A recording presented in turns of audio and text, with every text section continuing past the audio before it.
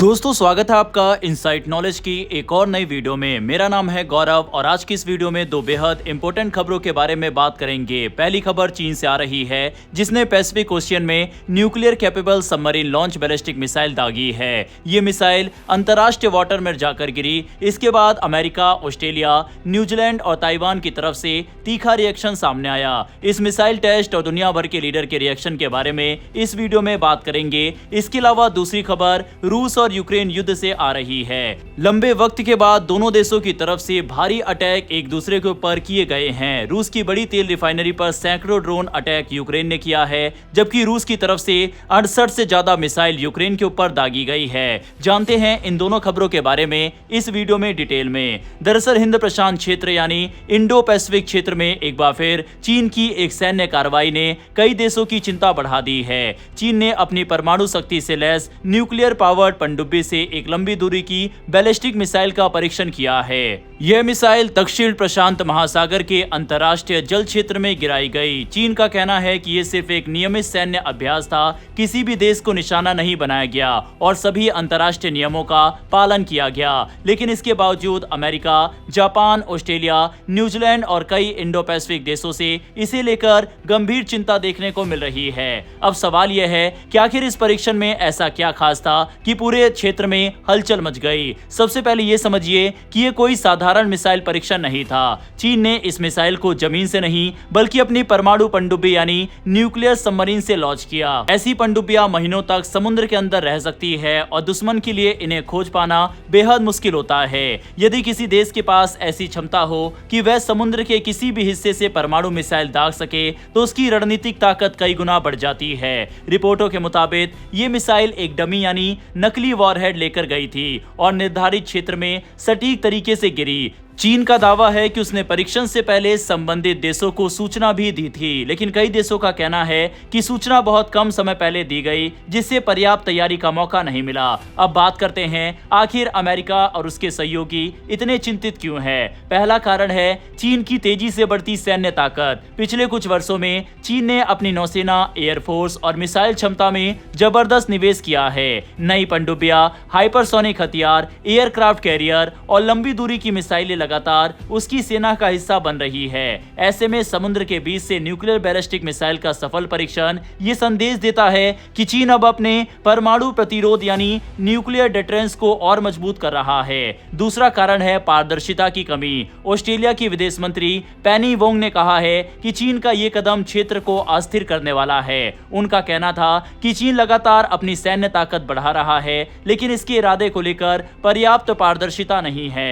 यही वजह है कि पड़ोसी देशों का भरोसा कम होता जा रहा है। जापान ने भी इस परीक्षण पर गंभीर चिंता जताई। जापान सरकार ने कहा है कि उसने चीन की बढ़ती सैन्य गतिविधियों पर अपनी आपत्ति दर्ज कराई है। वहीं न्यूजीलैंड ने साफ कहा है कि दक्षिण प्रशांत महासागर को मिसाइल परीक्षण का क्षेत्र बनाना चिंता की बात है और क्षेत्र के देशों की इसमें कोई रुचि नहीं है। अमेरिका ने भी चीन से अपील की है कि वह भविष्य में ऐसे सभी लंबी दूरी के मिसाइल परीक्षणों की नियमित और पारदर्शी जानकारी साझा करे तथा हथियार नियंत्रण पर सार्थक बातचीत शुरू करे। अमेरिका का मानना है कि ऐसी गतिविधियां गलतफहमी और तनाव बढ़ा सकती है। अब एक और महत्वपूर्ण पहलू समझिए, चीन और ताइवान के बीच पहले से ही तनाव चल रहा है। ताइवान खुद को एक स्वतंत्र लोकतांत्रिक सरकार मानता है, जबकि चीन उसे अपना हिस्सा बताता है। इसी बीच ताइवान ने अमेरिका से लगभग 14 अरब डॉलर के रक्षा सौदे को जल्द मंजूरी देने की मांग दोहराई है। ताइवान के राष्ट्रपति विलियम लाइते ने कहा है कि उनका देश चीन के साथ सम्मानजनक बातचीत चाहता है, लेकिन वह जबरन एकीकरण स्वीकार नहीं करेगा।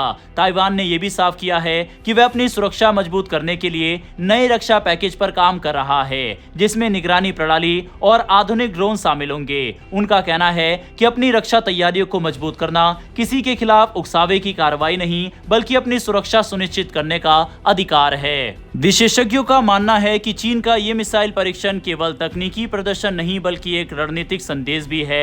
ये संदेश अमेरिका, उसके सहयोगी देशों और ताइवान तीनों के लिए है कि चीन समुद्र के रास्ते भी किसी भी समय जवाब देने की क्षमता रखता है। यही वजह है कि इस परीक्षण को सामान्य सैन्य अभ्यास से कहीं अधिक गंभीरता से देखा जा रहा है। अब सबसे बड़ा सवाल यही है कि क्या आने वाले समय में इंडो पैसिफिक में हथियारों की नई दौड़ तेज होगी? क्या अमेरिका और उसके सहयोगी चीन की बढ़ती सैन्य शक्ति का जवाब और अधिक सैन्य तैनाती से देंगे? और क्या ताइवान को लेकर तनाव आने वाले महीनों में और बढ़ सकता है?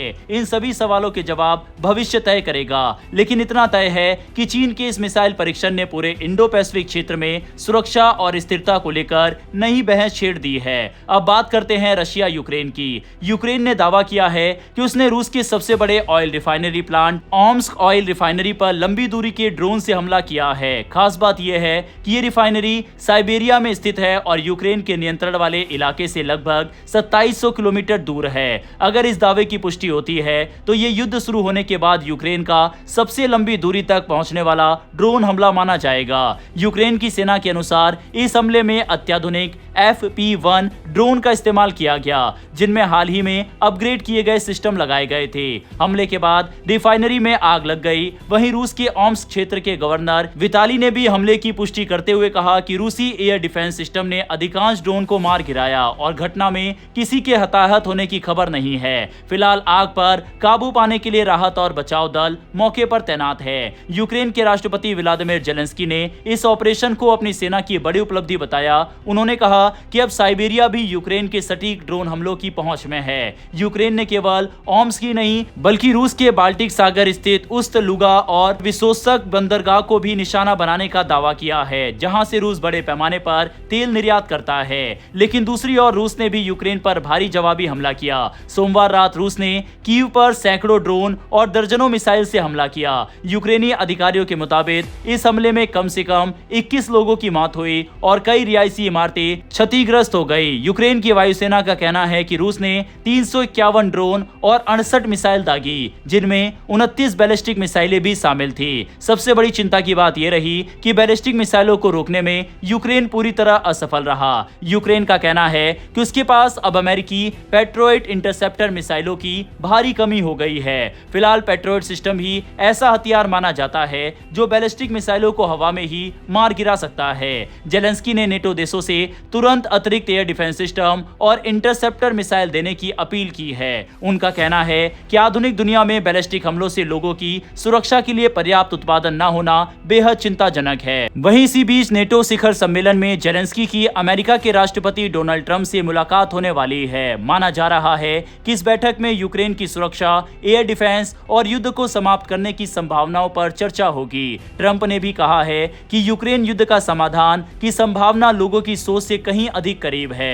कुल मिलाकर एक तरफ यूक्रेन अब रूस के हजारों किलोमीटर अंदर तक हमला करने की क्षमता दिखा रहा है, तो दूसरी तरफ रूस लगातार बड़े पैमाने पर मिसाइल हमले कर यूक्रेन के एयर डिफेंस सिस्टम पर दबाव बढ़ा रहा है। ऐसे में आने वाले दिनों में नेटो सम्मेलन के फैसले और अमेरिका की सैन्य सहायता इस युद्ध की दिशा तय करने में अहम भूमिका निभा सकती है। बहरहाल दोस्तों, इन दोनों खबरों पर अपनी राय कमेंट बॉक्स में लिखकर बताइएगा। वर्ल्ड अफेयर से जुड़ी ऐसी डेली वीडियो के लिए नीचे दिए गए सब्सक्राइब बटन को प्रेस कर बेल आइकन को जरूर दबा लें। फिर मिलेंगे ऐसी एक नई वीडियो के साथ। धन्यवाद। जय हिंद, जय भारत।